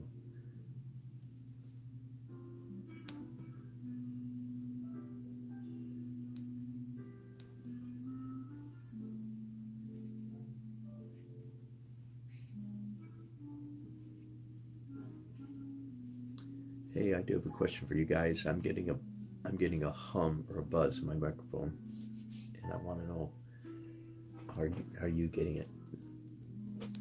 Oh, Thinker. No. Thank you for pointing that out. I keep intending. That is not intentional. Let me go ahead and fix that right now, just since you mentioned it. No, that's supposed to be dark background. Thank you. It's over the top of his red hat, right? Right, so that is not permanent or intentional. Like I said, I'm getting a hum for some reason. I hope you're not getting it. But somebody, if you don't mind, let me know if you are. I'm going to add some pink to Santa's nose now. And I know I've lost the highlight on his nose, but I think I can come back and add that later. Same thing to his cheeks. It's not Santa if he doesn't have rosy cheeks and nose, right? Which, of course, could be an indication he drinks too much, but we won't go there. We'll just try to leave it. Okay, thank you, Thinker. Appreciate that. Mic sounds okay. Good. Just on my end, and that's fine. A little red in his So I was saying that now the fact that I'm doing lighting opposite from the photograph definitely affects me now, and I wish I had a photograph that I was actually copying, but too late now. Now I'll tell you what I'm planning to do here. I'm sort of slapping this dark stuff down. Like, really, it's a mid-tone. We're going to go darker, one step darker than this, of course. But I'm slapping it down pretty loosely and pretty freely, partly because I want to stay loose. Let's go back to left hand now, that I'm not holding that phone. But I expect to come back and lift little bits of that out wherever I think it's necessary when I get to that point. So again, you know, all you watercolorists know this. Just because you put down a particular color or value at this moment doesn't mean that you may not come back later and lift up some of that.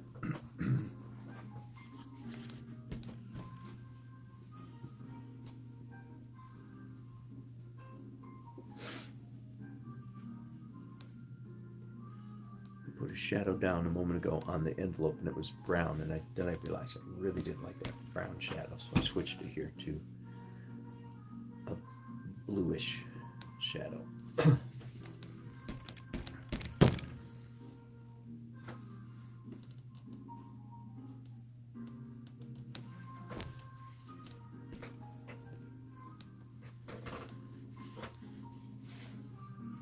Let's do some Santa suit red in here now. I've got a dirty red already taken care of, but let's come in and make it really pop it. So it looks like Santa's suit here. And I want a bigger brush for that. Generally speaking, you always want to use the biggest brush you can get away with. And I certainly can handle a 1-inch brush for an area this wide. And of course, if it's a good quality 1-inch brush, this one's not bad. You can still do quite a bit of detail with just the corner of that brush, right? Just because you're using the flat of the brush doesn't mean you can't do, or just because you're using a flat brush doesn't mean you can't do pretty fine details with that brush. You can indeed.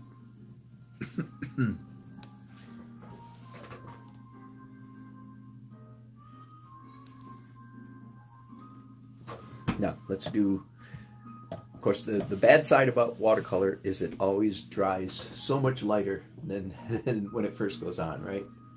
Really hard to get a full stuff as dark as you want to get it first time around. You typically have to come back several times, as I am doing now. I do want this background, I think, pretty dark so that the glow from Santa will really come up. Speaking of glow, though, if I want it to look like Santa is glowing, I will not put a hard edge on him. I'll let the light go up, radiate up from him a little bit.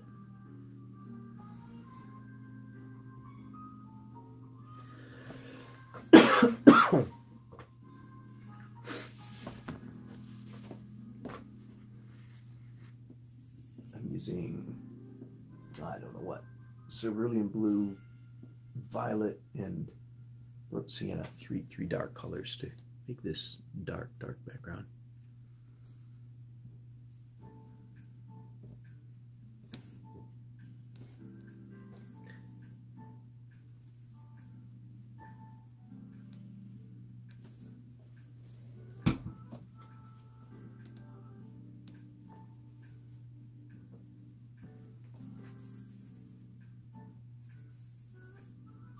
I've got this big brush full of dark stuff. Let's use it to do some dark red. Under his beard is going to cast a shadow, of course, onto his red coat. So let's get some shadow of his coat. And down here, fades into darkness at the corner of the painting. Everything here underneath his hand and envelope is all going to be a dark red, not a bright red like we've got right now. eyes over here. Dark red in shadow.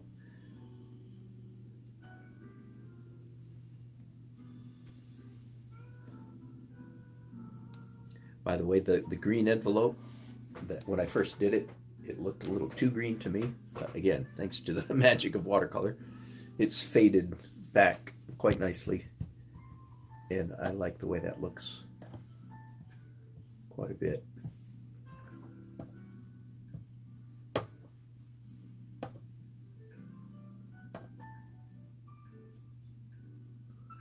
David, come again. Why don't you tell something of watercolor paint, tubes or cubes of medium? Not quite getting what you're saying there. Try it again. I'll get it. What's the advantage of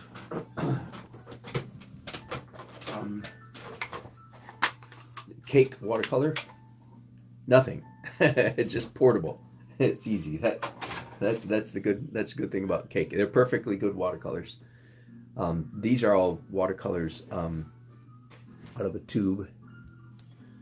Many different tubes, of course. Different brands, that is. And they dry, and then when you, of course, spray them, they reactivate.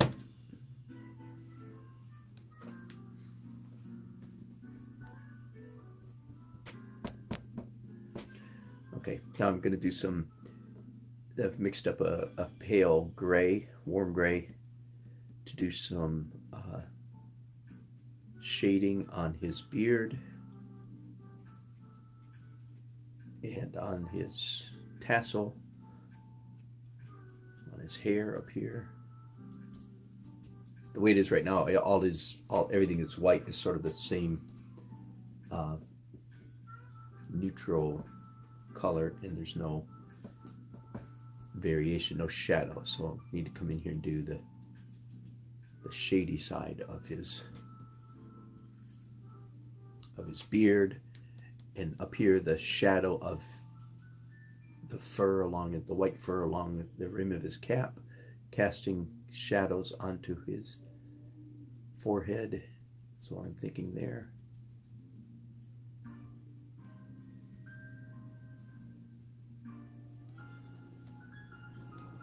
Oh, David, what brand of watercolors? That is a good question, and I have no idea, unfortunately.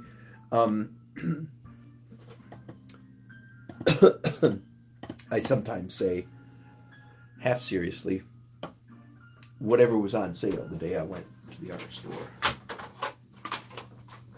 I'm definitely not an aficionado of watercolor paints. I like them, I use them, I don't have strong preference or favorites. All the name brand ones to me seem good to me.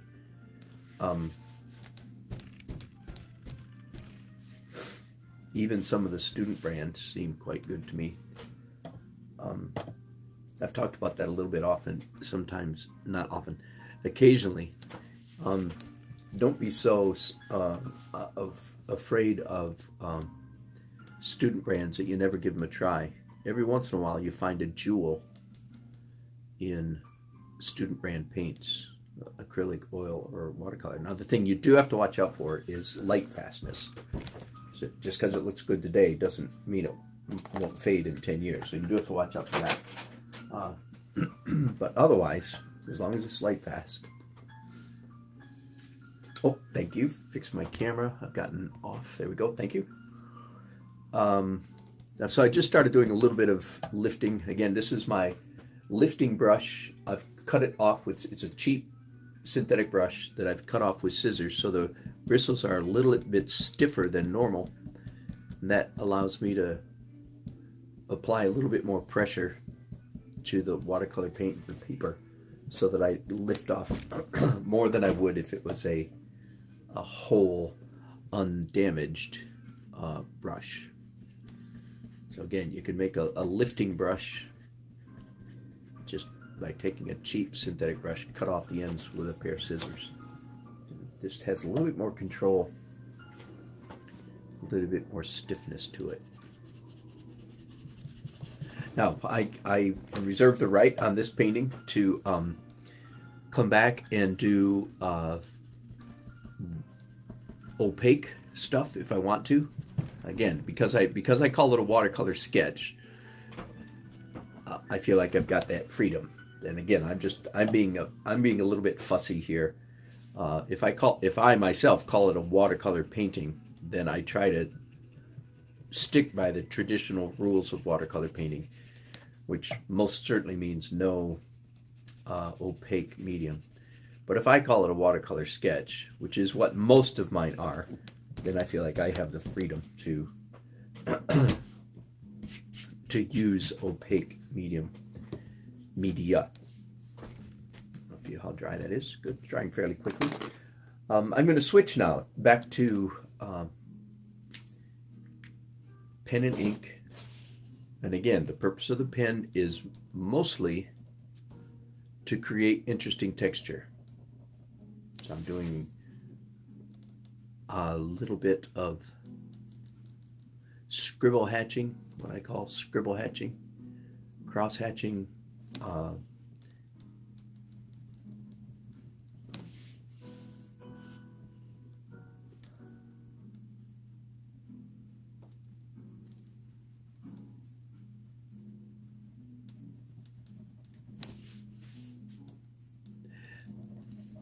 now,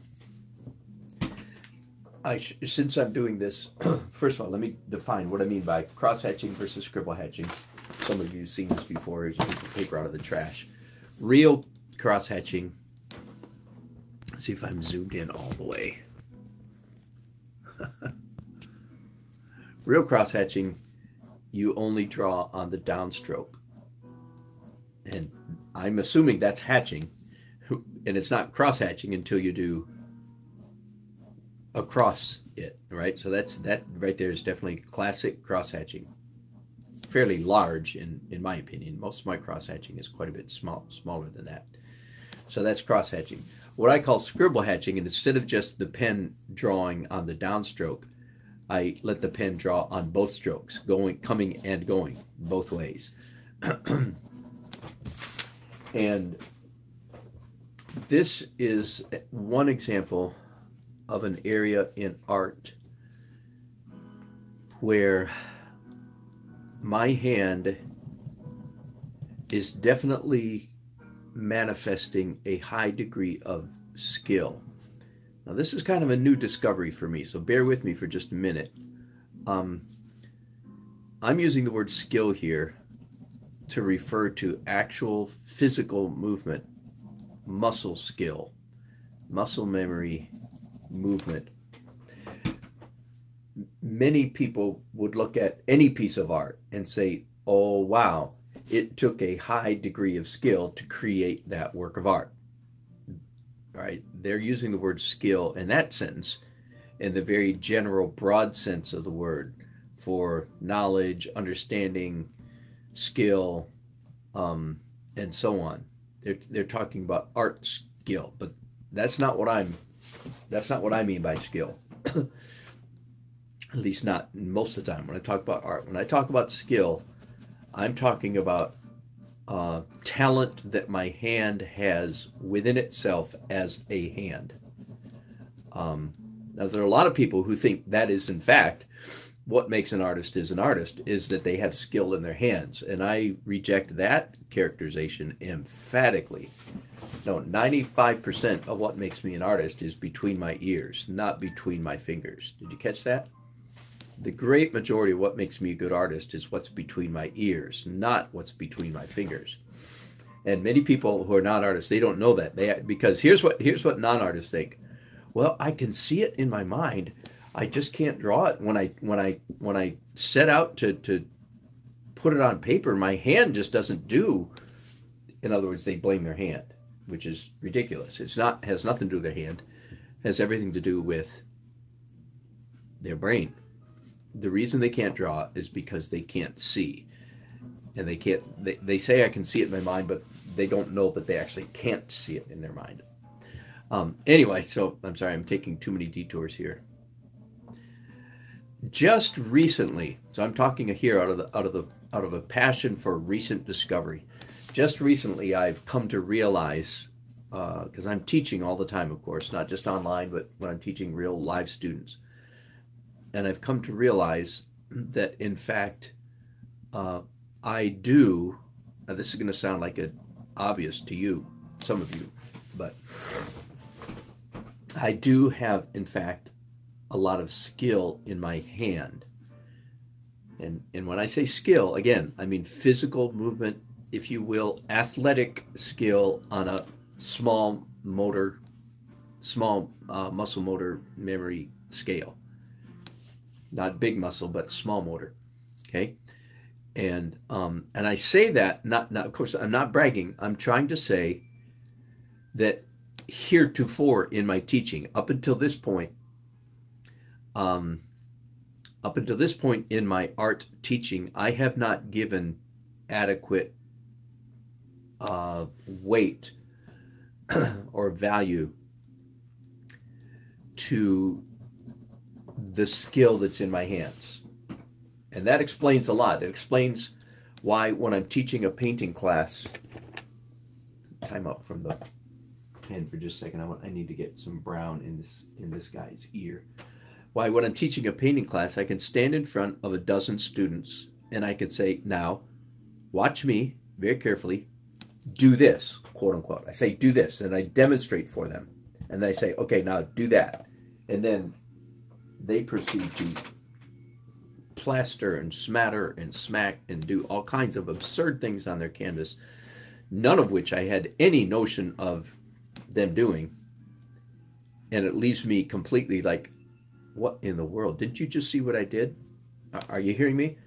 So I've discovered here lately that's, oh, you know what? I don't give enough credit to skill, movement.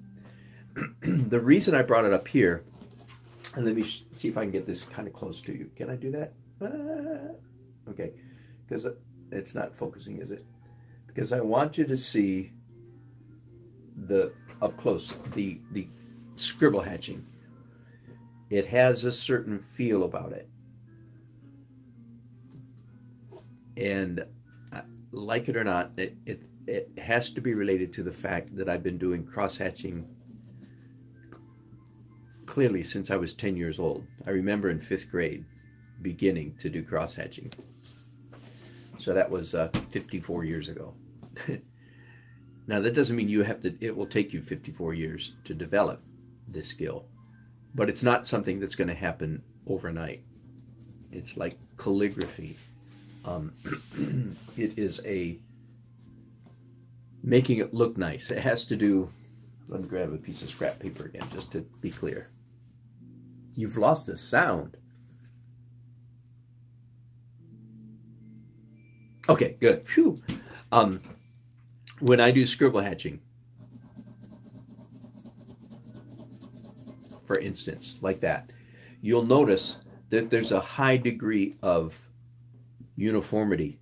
These peaks and valleys are quite similarly spaced one from another. And most people, if they try to do scribble hatching, well, here, I'll do it with my left hand. Here we go. There we go. Yeah. That's a good example. When most people, so compare this to this. This is skill. This is a lack of skill. And I just I'm saying that by no means to brag, only to say, if you can't do this, don't be shocked or dismayed or disappointed. That comes with practice. Okay? Your cross-hatching, your scribble hatching is more likely to look like this, which I did with my left hand. And so, again, the key for me is, oh, wait a minute. I shouldn't be telling people to do something, expecting them to do it, because they simply are not going to be able to do it. And if they don't know why, they're going to be very frustrated. And that's one of those areas where you just get good by doing. And so I wanted to point that out, that my scribble hatching looks pretty good. And that's because I have skill in my hands. Okay, does that make sense? And Dave's got a couple messages here. I'm glad to hear that. Okay, is my camera okay now? Hi, Nellie. Good to have you on board. And I'm glad that David, thank you for the vote of confidence, that these watercolors Interesting. Glad to hear it. Again, the other day I was up here with my new friend Harold, young art student who's with me, and I realized that this is my upstairs in my house. This is my sit-down studio. My stand-up studio is downstairs. My sit-down studio is upstairs. And in the near future, I expect to start teaching regular, probably Thursday night. Thursday night art class will take place right here, and we'll talk about very practical things, how to draw and paint this and that and this and that, and then the topics will be announced ahead of time, and that will be on my Patreon account. So you'll pay some amount. I have no idea what. I hope it won't be prohibitive. I hope everybody can take it that wants to. I'll continue to do these daily art adventures. But, hey, I've got an idea. I wonder, for this stamp right here.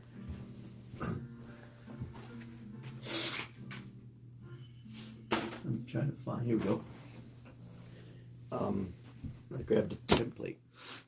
I think it might look kind of cool if I used a template to make sure that this stamp is really square. Yeah, that's probably enough. And this is going to be an old-fashioned kind of stamp, like we all used to know. They got ripped out of a book of stamps and left a very distinctive perforation along the edge.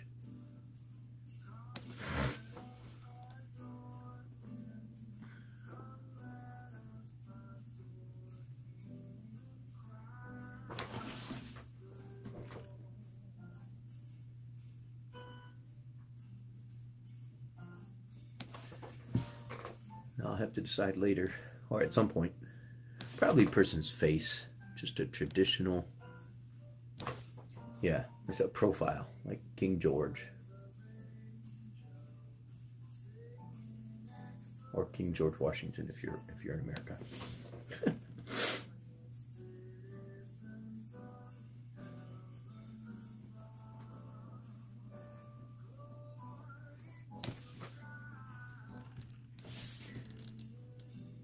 And how many cents right there?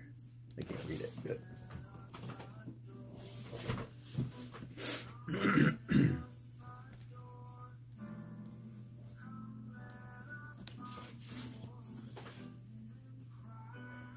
His teeth are definitely too red.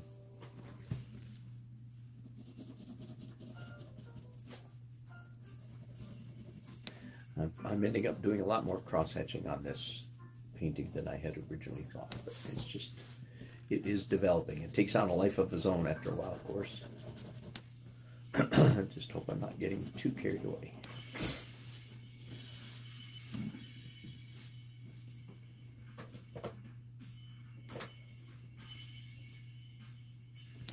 Let's do the address.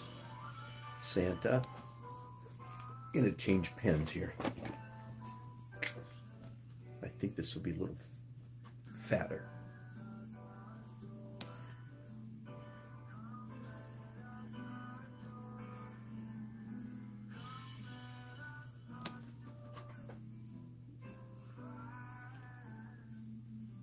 North Pole. P-O-L.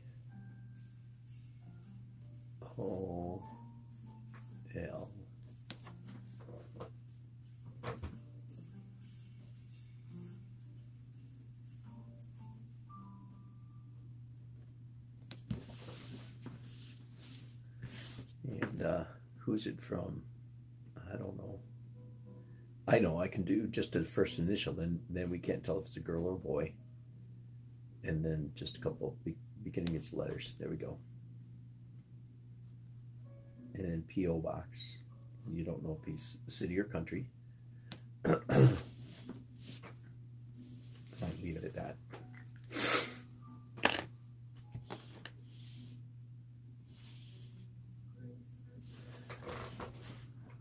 He's not coming off quite as squinty as I might like. Well, if this broadcast has gone on way too long, And to answer your question, David, yes, I certainly have done marker artwork. I haven't done a broadcast of it, maybe ever. So that would be a fun variation. Here at the moment, I'm going to come in here and start doing some of the deeper values, darker values, which also serves to diminish some of the cross-hatchiness, because the dark values coincide with the dark cross-hatching, so thus diminishing the scratchiness of it a little bit. Let's fix his nose a little bit, give it more dimension.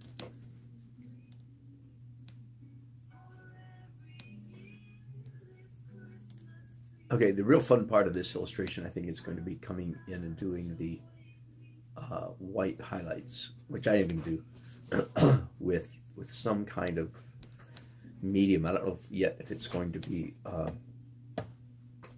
marker. That is, I'm sorry, whether it's going to be a whiteout pen or whether it's going to be gouache.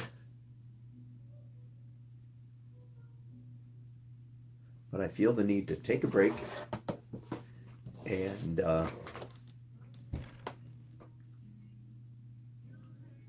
possibly come back later. But I think I'll finish the broadcast right here so that I have the freedom of either finishing today or not.